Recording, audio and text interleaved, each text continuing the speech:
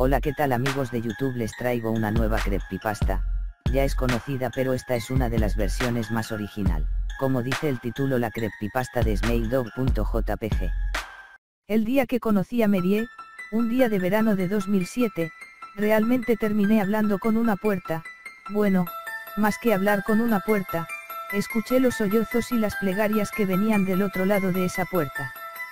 Hablé con Terence, el esposo de Mary, durante 15 largos años. Mary aceptó verme porque a mi edad era imposible que trabajara para algún periódico y en realidad, yo no parecía otra cosa que un estudiante obsesionado con algunos temas, ocupado en su carrera y si todo salía de acuerdo al plan, esperanzado en escribir algunas piezas de ficción, en algún momento, y eso era todo lo que yo era.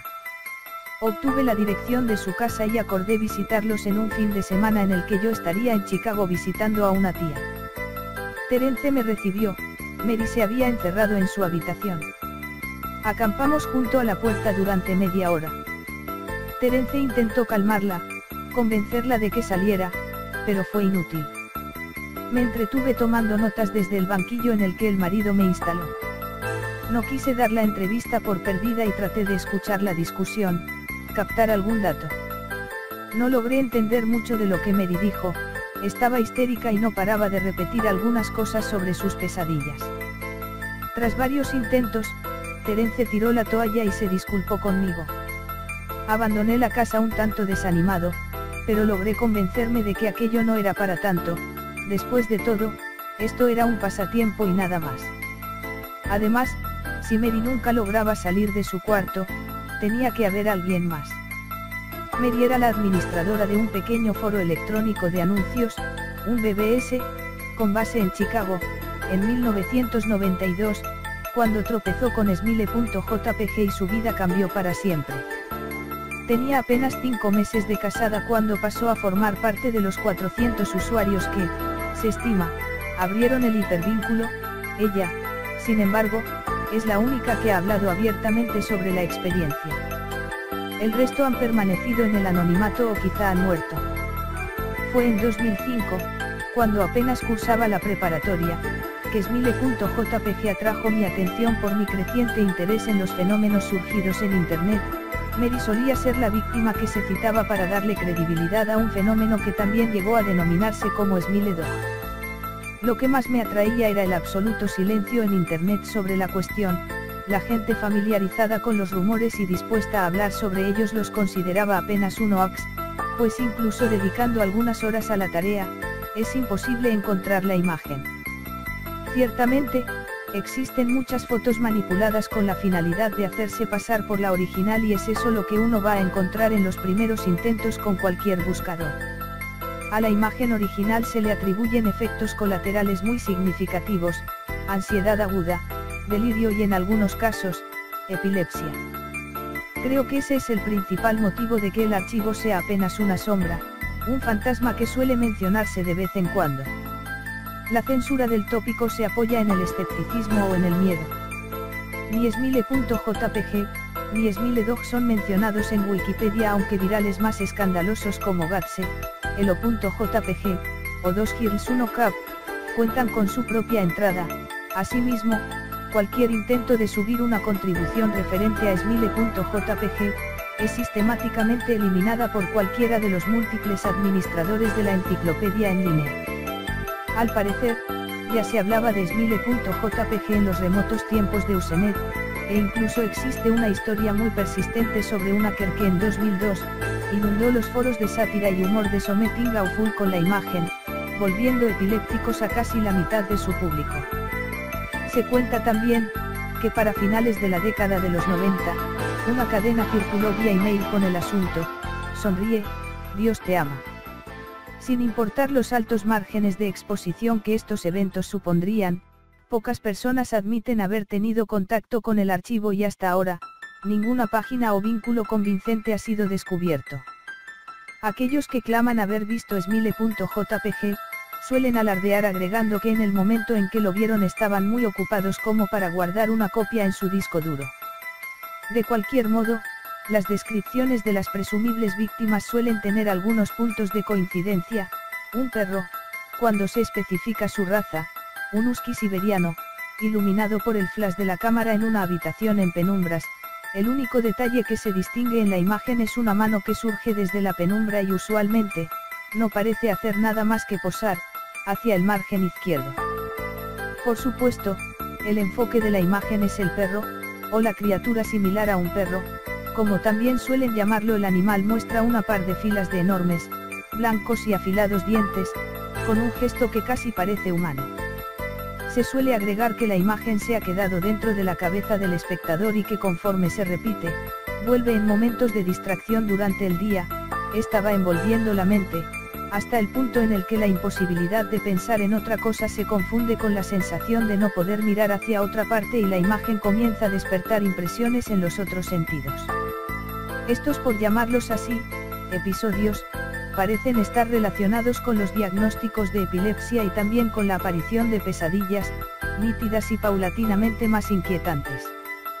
Después de que la condición empeora, el testigo suele terminar medicado y esto, al menos en algunos casos, suele mitigar el proceso. Supongo que el tratamiento que Marie tomaba, no fue parte de esos casos.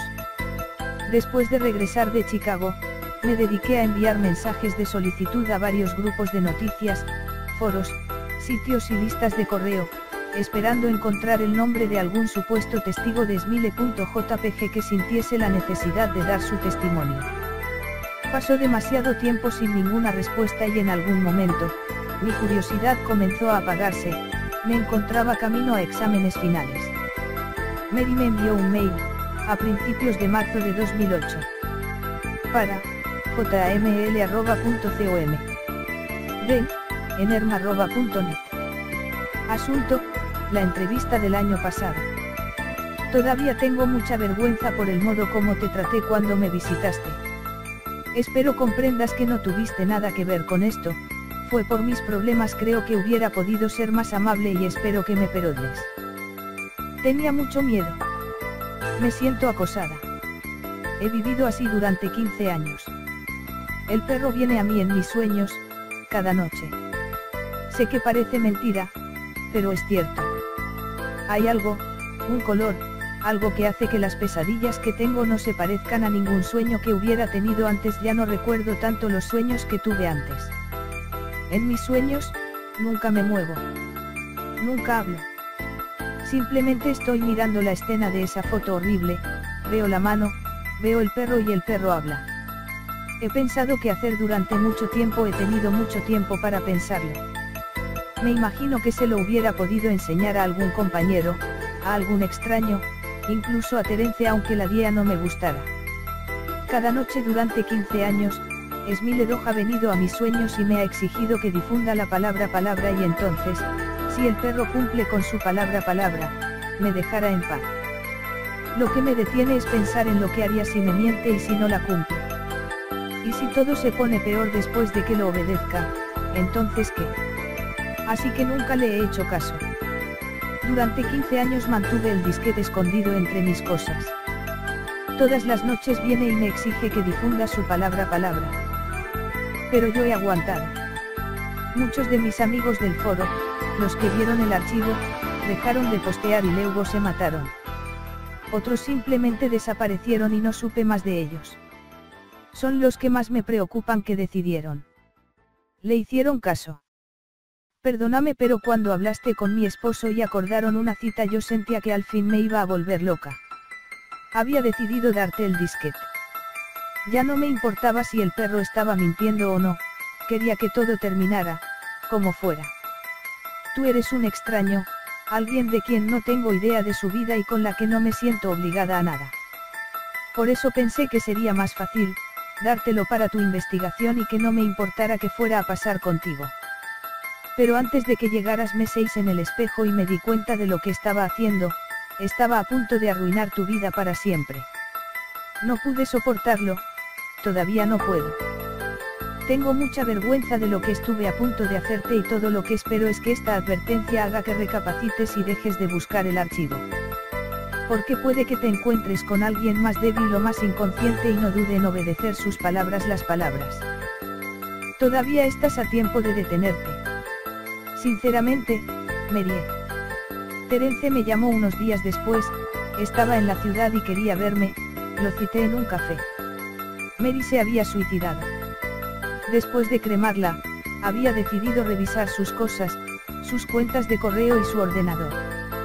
Fue hasta que me contó que había dado con el email que su esposa me mandó, que me di cuenta del verdadero estado en el que se encontraba.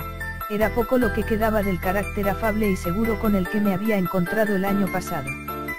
Me pidió que hiciera caso de lo que su esposa me había advertido. Había encontrado el disquete, etiquetado simplemente como Dog, en una estantería, en medio de un libro. Lo había roto y le había prendido fuego hasta volverlo nada más que un pedazo de plástico negro y retorcido. Silbó, me dijo. Noté su rostro palidecer mientras intentaba tragar saliva y luchaba por explicarme, por encontrar las palabras correctas para explicarme. La cosa, silbó, la cosa. Trató de disimular el tono de su voz, el temblor de sus manos, dándole un trago a su taza de café. La cosa aulló cuando se estaba quemando. Noté el cambio en su cara, conforme se daba cuenta de lo que me estaba diciendo, como si fuera un animal, vivo. Me conmovió, quizá demasiado. Tengo que admitir que no supe cómo manejar mi encuentro con Terence. Si esto era una broma, era una muy buena. Pensaba, para calmarme, que todo era un engaño. Parecían una pareja seria, pero quién sabe, quizás solo se habían estado divirtiendo. Luego encontré el obituario de Mary e incluso, encontré una pequeña nota que cubría su muerte en la sección policíaca de un tabloide de Chicago. Estaba muerta, al parecer, aunque ni la nota ni el obituario decían nada acerca de un suicidio. Decidí abandonar definitivamente mi pasatiempo, sobre todo porque estaba por finalizar el semestre y tenía que concentrarme en los exámenes. El mundo tiene formas extrañas de ponernos a prueba. Casi después de un año completo de que viera al esposo de Mary, recibí otro mail. Para jaml@.com. De elzair82@.com. Hola. Encontré tu correo electrónico en una lista de correo. Tu perfil decía que estabas buscando a Smiledon. Yo la sé y si no es tan mala como todo el mundo dice. Hay que difundir la palabra palabras. El fin del mensaje todavía me da escalofríos. Mi cliente de email mostraba un archivo adjunto. Su nombre, como era de esperarse, era smile.jpg. Consideré si bajarlo o no. Era muy probable que fuese falso, todo lo que había pasado no volvía más probable otro resultado. Además, aún no estaba completamente convencido de los dichosos poderes de un simple fichero. El caso de Mary me había sacudido, claro, pero no era una paciente psiquiátrica de cualquier forma. Además, ¿cómo es que una simple imagen podría hacer lo que se supone que ésta hace? ¿Qué clase de criatura es capaz de romper la mente de un ser humano usando como único medio sus ojos? Por otro lado, no todo podía ser una mentira. Algo tenía que existir del otro lado de la leyenda. Si descargaba la imagen, si la miraba, si al final de todo resultaba que Mary se encontraba en lo correcto, si Smiledon venía a mí en mis sueños a exigirme que difundiera su palabra palabras, ¿qué haría entonces? Viviría como lo hizo Mary, luchando con todas mis fuerzas durante el resto de mi vida, para no rendirme ante las órdenes de la criatura, hasta finalmente sucumbir a mi propia muerte o mi propia locura. Y si elegía el otro camino, ¿a quién le cargaría algo como esto? En mi intención original, que era escribir un artículo corto sobre smile.jpg, había pensado que podía anexar la imagen como evidencia, pero en esos momentos no esperaba que cualquiera que leyera el artículo, cualquier interesado, terminara afectado. Asumiendo que el archivo adjunto en el mail fuera genuino, sería lo suficientemente malicioso como para salvarme a mí mismo de esta forma. Varios días después recibí otro mensaje en mi correo electrónico. En el mail decía Smiledon @ y tenía adjuntada esta foto. Esto se volvía más siniestro. ¿Quién diablos era ese? ¿Por qué me había enviado una imagen peor que la anterior? Me asusté tanto que nunca más tuve el valor de recibir los mensajes de esos remitentes extraños.